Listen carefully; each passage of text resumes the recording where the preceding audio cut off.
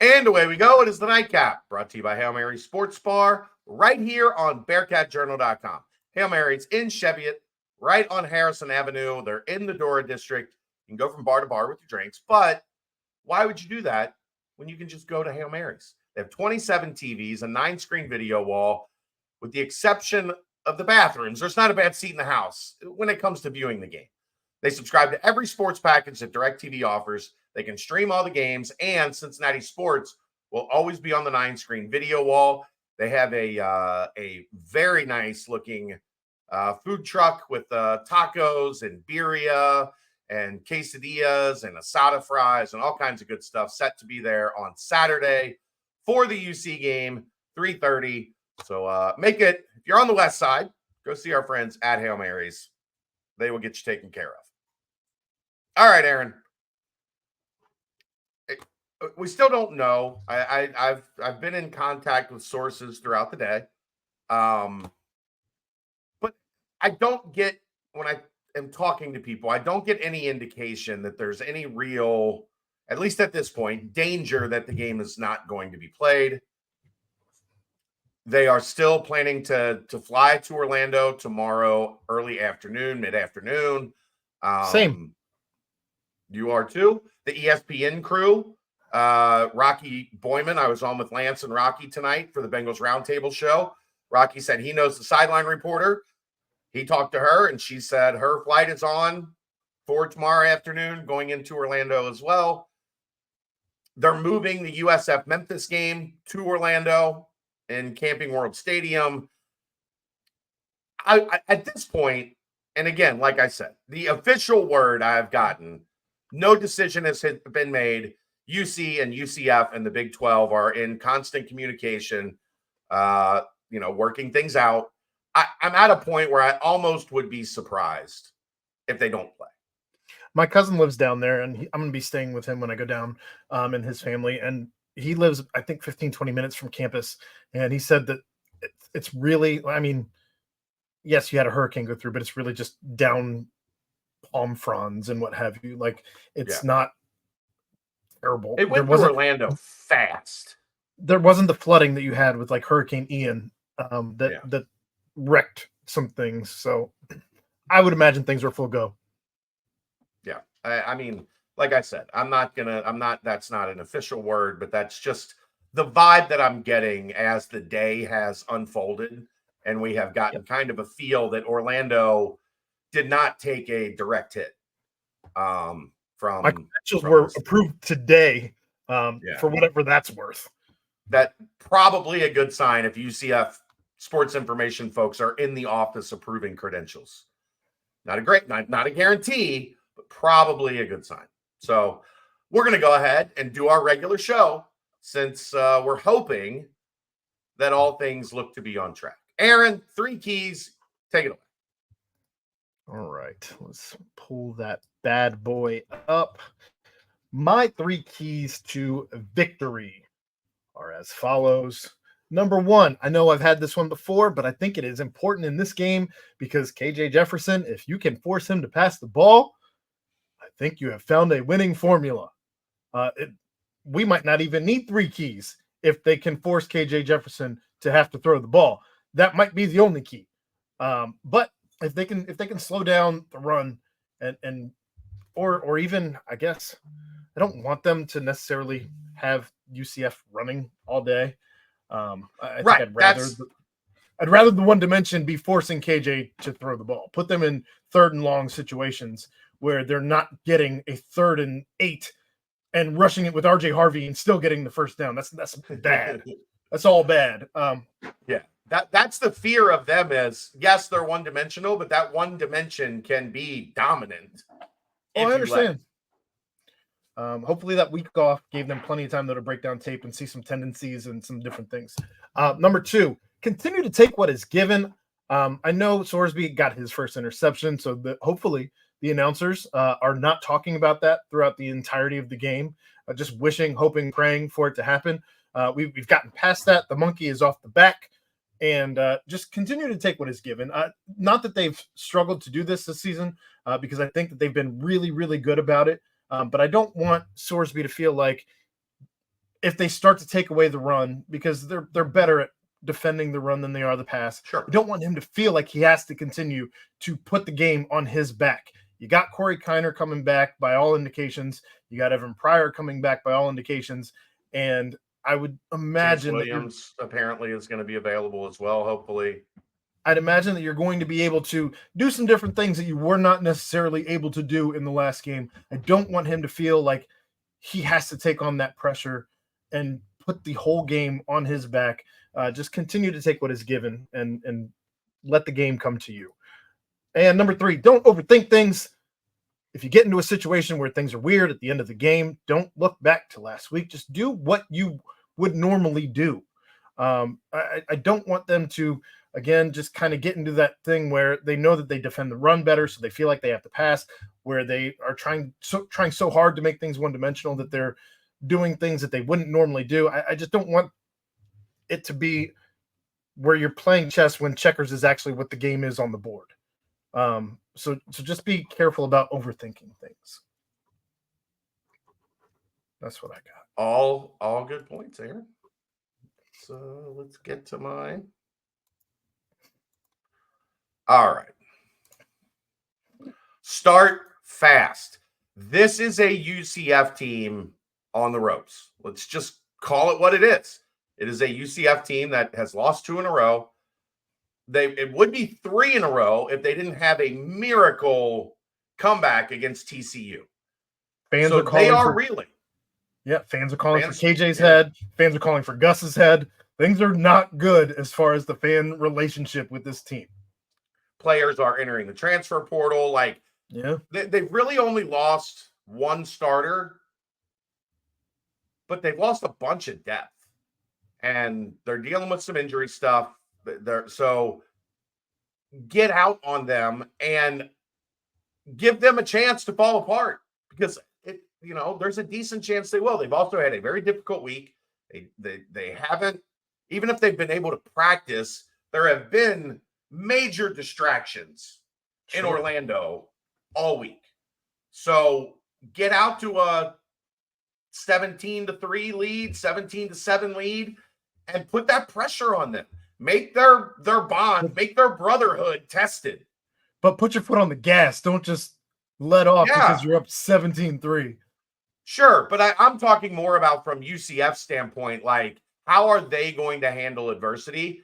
If you let them get up, 14-3 or something, now they're feeling good. Now they're feeling like, okay, we're back, we're back. We got things back on track. So end of the first quarter, have a decent lead. Bend, don't break. RJ Harvey is going to get yards on the ground. Sure. KJ Jefferson is not, that was the thing. Like with Texas Tech, you had to pick your poison because they were really good at both. They could really throw it. They could really run it. So you were kind of stuck in between. They're going to get some yards. That's okay.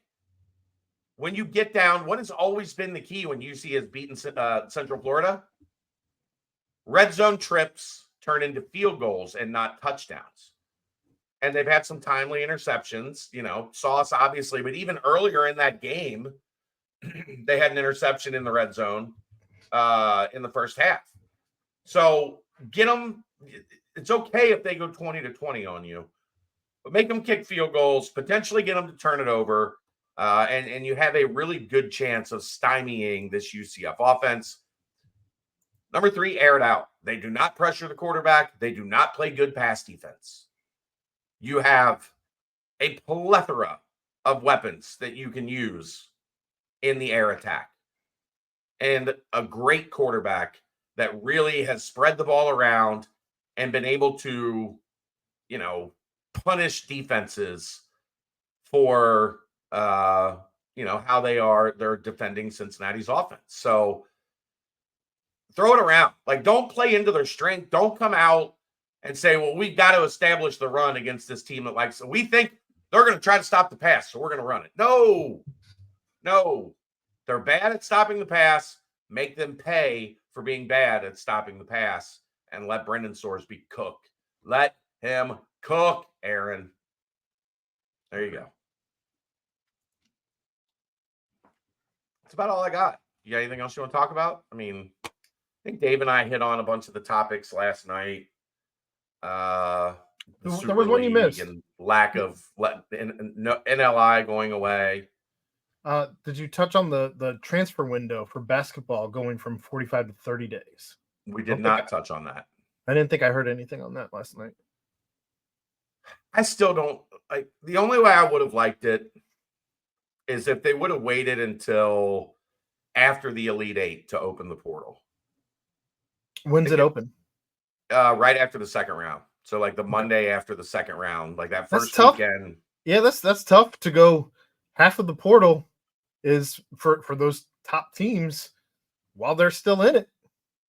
There are going to be players from the top 16 teams that enter the transfer portal.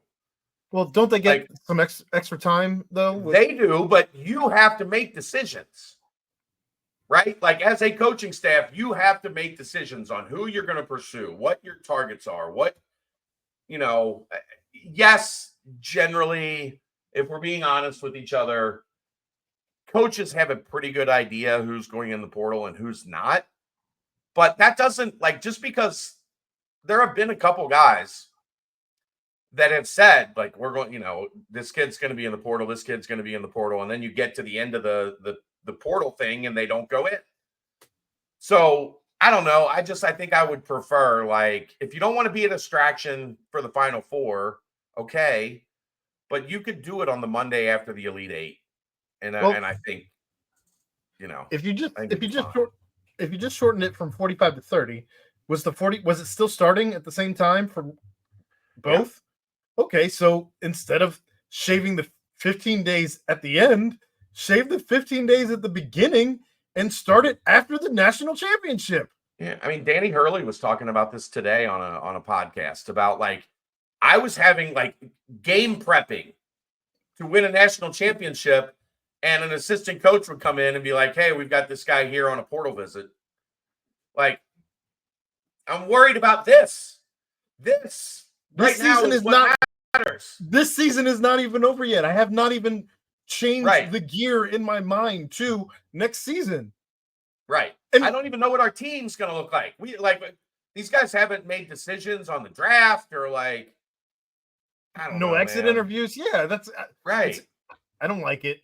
Again, if it doesn't really change anything, I don't know what the mindset was to change it, to shave the 15 days, unless it's to get guys enrolled, unless it's for enrollment purposes. Not really, because this is in April. So you have until then none of that shit matters. Then none of it matters. You're shaving the 15 days off the wrong end of I think the portal. I think here's why coaches would prefer it at 30 days.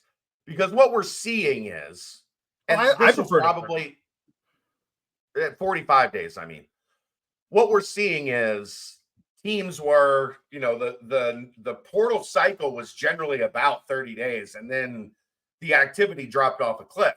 But then what would happen is there would be teams that didn't get what they wanted. Kansas. So then they circle back and start tampering and trying to get kids into the portal so that they okay, so we didn't miss out. We went and got some guys.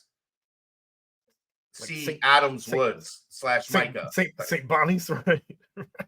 Well, St. Bonnie's didn't do it. A coach somewhere else did, and then he ended up at St. Bonaventure. I won't, but anyhow, neither here nor there. I did forget how that story went. Yeah. So, I think that is what it was. Is you can get this done in 30 days. If you can't make that decision in 30 days, what are we doing? You don't have to pick a school. You just have to enter the portal within 30 days. That's more than enough time.